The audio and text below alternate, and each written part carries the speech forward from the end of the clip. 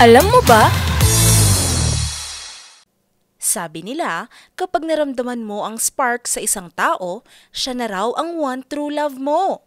Yung tipong biglang babagal ang mundo na parang kayo na lang dalawa ang tao sa mundo.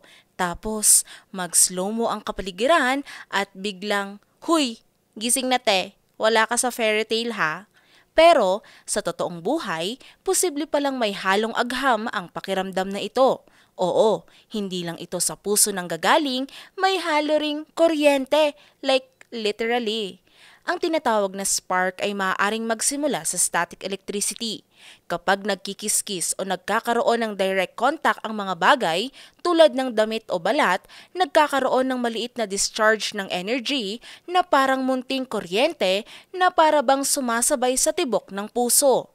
Ayon sa Harvard Medical School at Royal Institution, ang spark sa pag-ibig ay maaaring pinagsamang epekto ng chemistry, ng mga hormones, body language, at minor electrical charge sa ating katawan. Noong una itong pinagtuunan ng pansin ng mga scientist, ang layunin ay maintindihan ang static electricity pero naging usapan na rin ang romantic connection.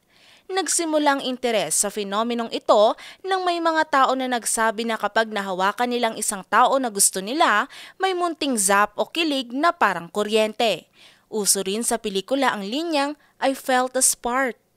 May mga eksperimento rin na ginawa kung saan ang mga tao ay pinapaupo sa isang silid na may controlled humidity at electrical charge. Lumabas na mas malakas ang chance ng static spark kapag tuyo ang hangin at may mababang humidity.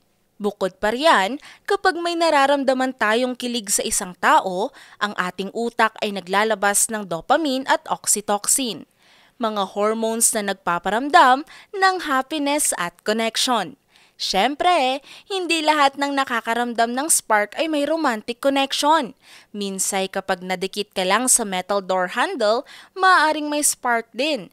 Pero wala naman itong kinalaman sa pag-ibig, kaya hindi lahat ng zap ay true love. Minsay, purely electrical lang. Ngayon, alam mo na!